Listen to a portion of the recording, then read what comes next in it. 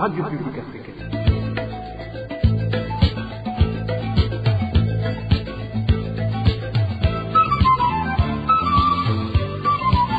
Radio Publique Africaine.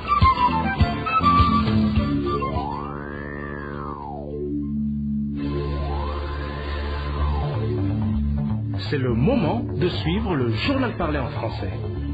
À la présentation, Josiane Mouzanez. Au sommaire de cette édition, la pénurie du carburant pourrait prochainement provoquer des décès si rien ne change. Pour bannir certains comportements, le cas le plus illustratif est celui des provinces Butanyerera et Buhumuza, où deux véhicules transportant du carburant dans des bidons ont cramé ce mercredi.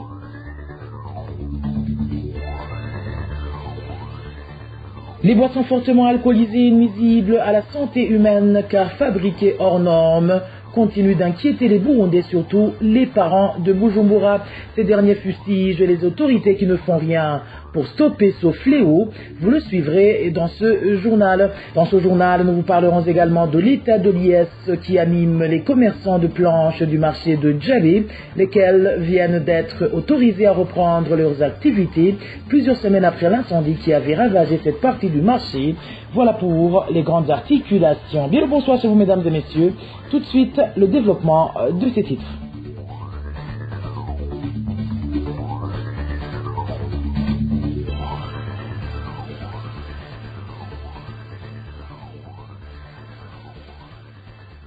Bonsoir, ouvrons notre journal par la page économique où le désordre, la corruption et l'incompétence des services de régulation dans le secteur des jeux d'argent au Burundi ont ouvert la voie aux opérateurs frauduleux et sociétés pirates, entraînant ainsi des pertes fiscales colossales et une concurrence déloyale au détriment du trésor public.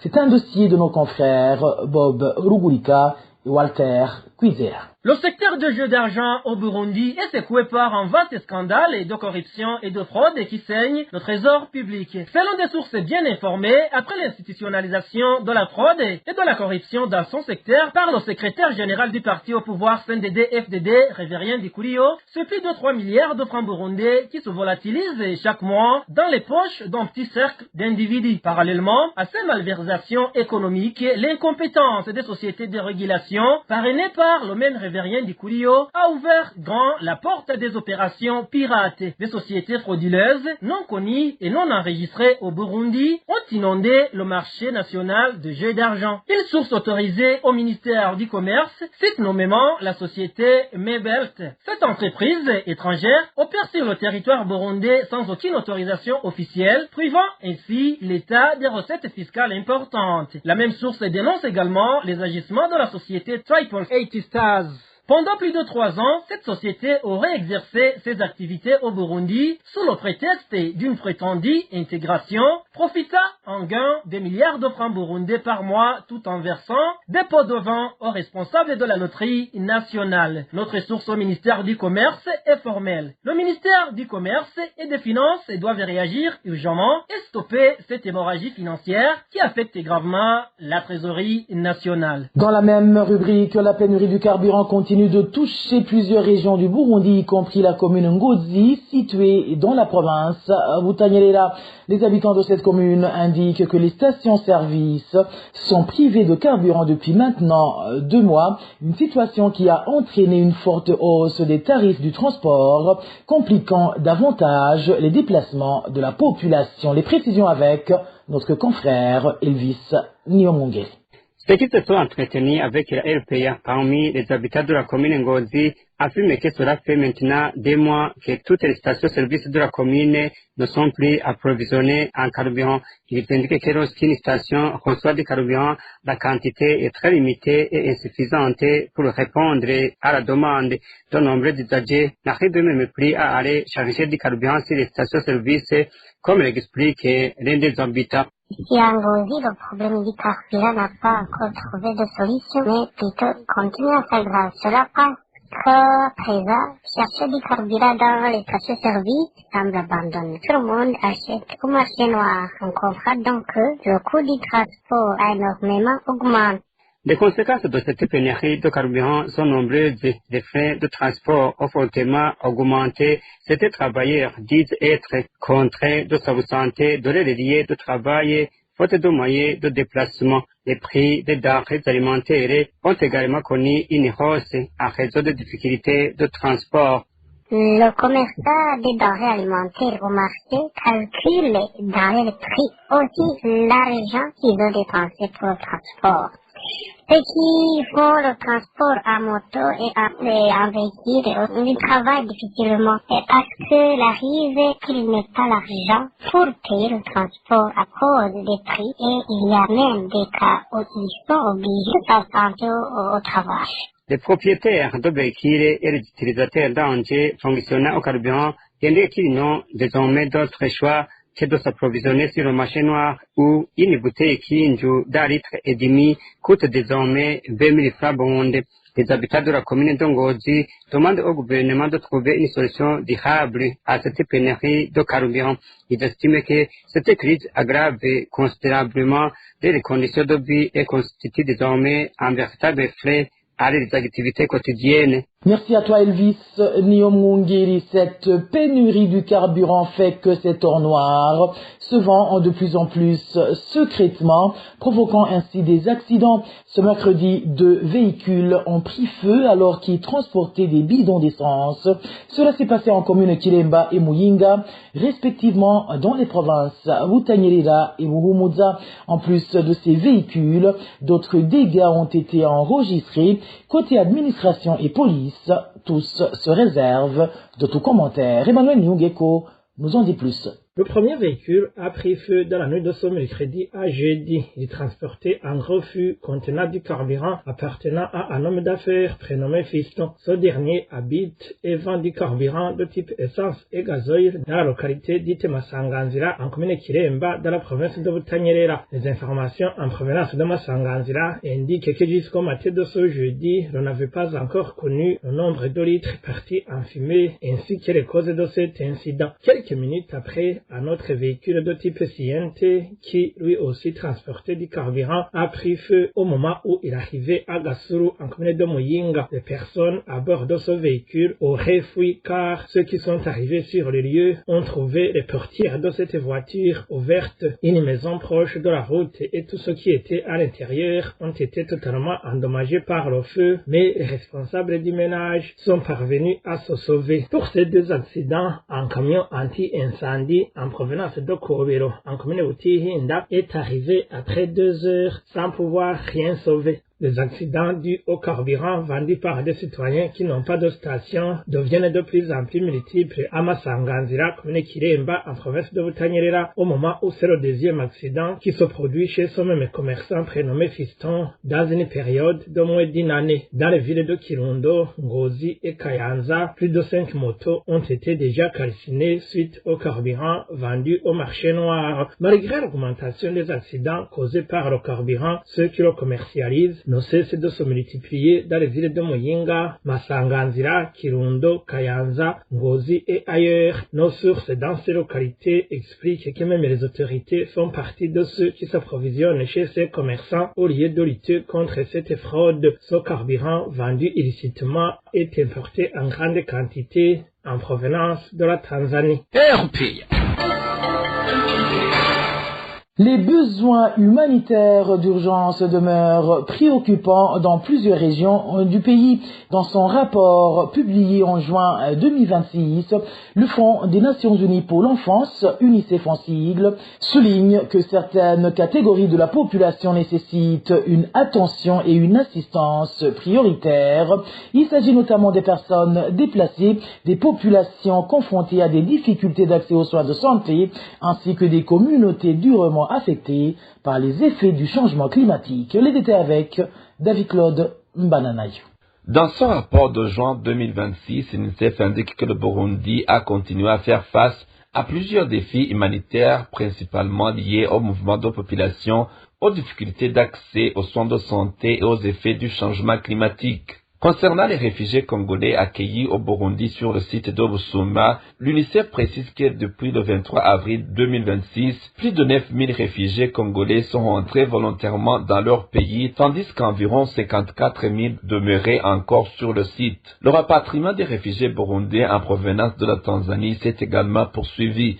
Selon l'UNICEF, plus de 100 000 Burundais sont déjà rentrés depuis le début de l'année 2026. Au camp de Nyarugusu, dont la fermeture était prévue le 30 juin, près de 5 000 réfugiés n'avaient pas encore regagné le Burundi. Les acteurs humanitaires soulignent que l'ampleur de ces retours exerce une forte pression sur les services et les infrastructures de base, notamment dans les domaines de l'éducation, de la santé et de l'accès à l'eau potable, de l'assainissement et de la protection de l'enfance dans les zones d'accueil. Par ailleurs, les organisations humanitaires ont poursuivi les préparatifs afin de faire face aux éventuelles conséquences du phénomène El Niño. Toutefois, elles signalent que l'insuffisance des ressources financières continue de limiter les interventions d'urgence, en particulier pour les populations affectées par des inondations, notamment dans la zone de Gatumba. Dans le secteur de la santé, l'UNICEF indique que le Burundi a maintenu des mesures de prévention visant à empêcher l'introduction du virus Ebola sur son territoire. Les autorités compétentes ont poursuivi les réunions de préparation et de coordination des dispositifs de prévention et de riposte en collaboration avec les partenaires du secteur de la santé. Durant cette période, les maladies à potentiel épidémique telles qu'Ebola, le choléra et d'autres ont continué à faire l'objet d'une surveillance étroite.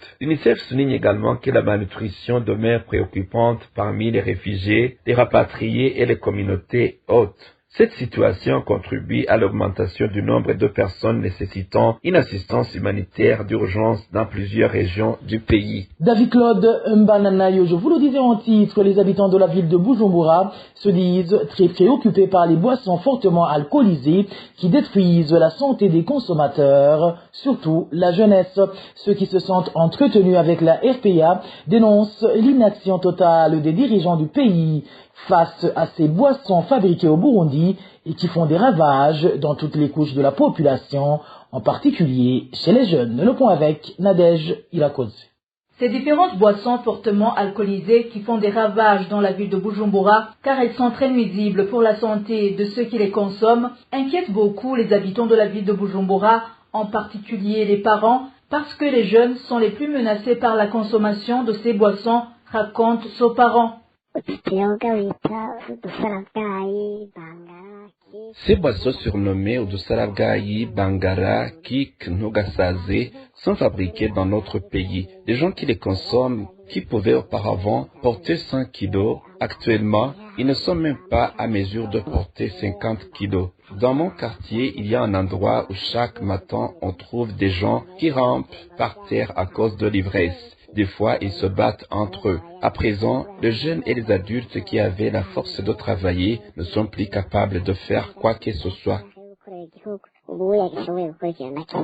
Ce qui frustre beaucoup les habitants, c'est que les dirigeants du pays ainsi que le Bureau burundais de normalisation, BBN en sigle, savent très bien que ces boissons fortement alcoolisées sont en train de détruire la vie des citoyens, dont la plupart sont des jeunes, mais décident de fermer les yeux sur cette situation, car même les mesures qu'ils prennent n'apportent aucun changement.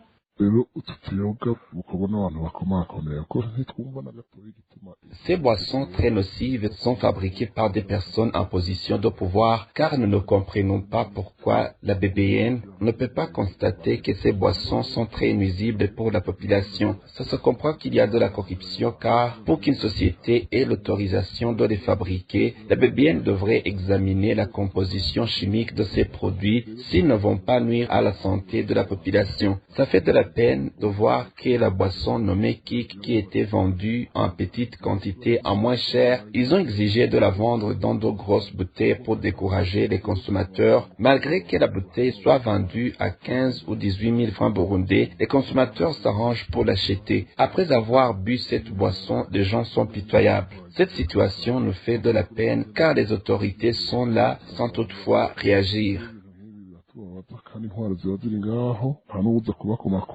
Les habitants de la ville de Bujumbura interpellent les dirigeants du pays à se ressaisir pour éradiquer ces boissons dans le pays afin d'éviter le pire, étant donné qu'il y a des citoyens qui ont déjà perdu la vie suite à la consommation de ces boissons qui ont des effets très néfastes dans le corps humain. Nadège Irakodze, restons à Bujumbura pour vous parler cette fois-ci de la réjouissance des commerçants de planches du marché de Djabé au lieu dit Kumbao. Nous sommes dans la zone Bgiza. C'est suite à l'autorisation leur accordée pour reprendre leurs activités sur ce site.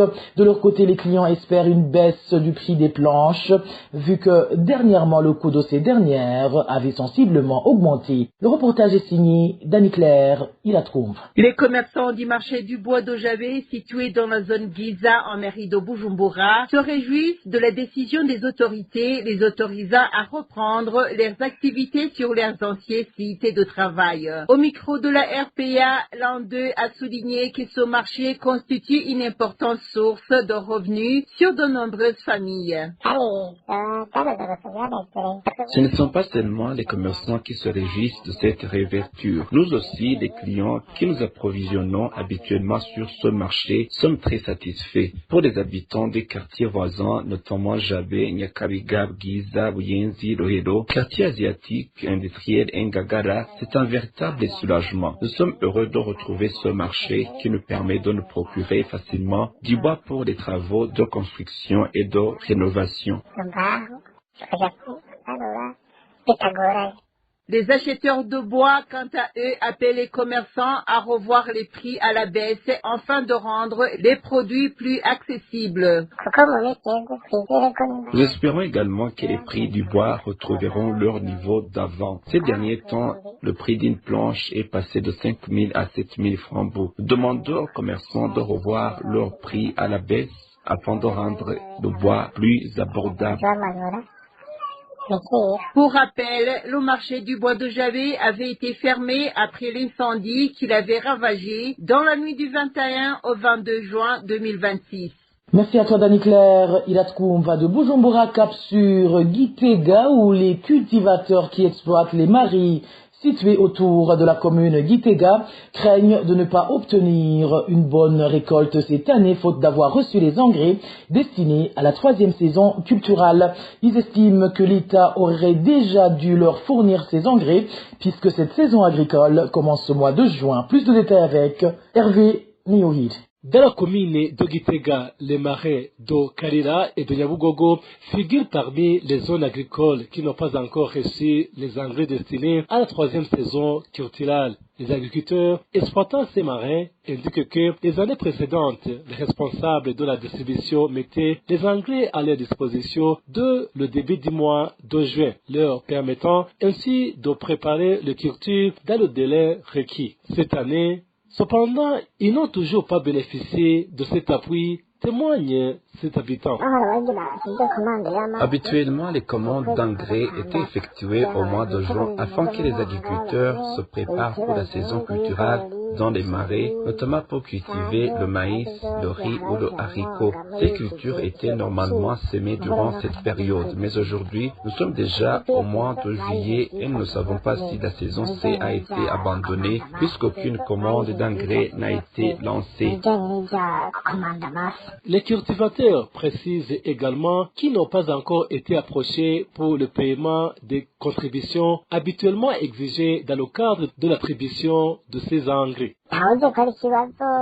Personne ne connaît la véritable cause de ce problème. Peut-être que c'est lié au fait que certaines personnes ont accumulé d'importantes dettes pendant les saisons culturelles A ainsi que de la saison sèche. Certains agriculteurs n'ont pas pu obtenir d'engrais, mais nous ne savons pas non plus si cette situation a été créée volontairement. Selon eux, ce retard pourrait être lié aux difficultés enregistrées au cours de la saison culturelle A ainsi que de la saison sèche qui ont fortement affecté la production agricole.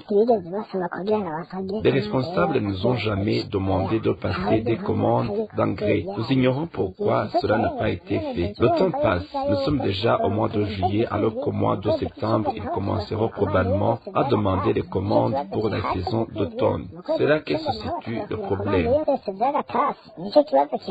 Face à cette situation, les agriculteurs expriment leurs inquiétudes et craignent qu'à l'absence d'engrais pour la troisième saison culturelle, le rendement attendu ne soit fortement compromis avec un risque important de perte de récolte pour l'année en cours. Merci également à toi Hervé et Niyouhi. Les place maintenant à la page sportive où ce jeudi ont commencé les quarts de finale de la 23e édition de la Coupe du Monde.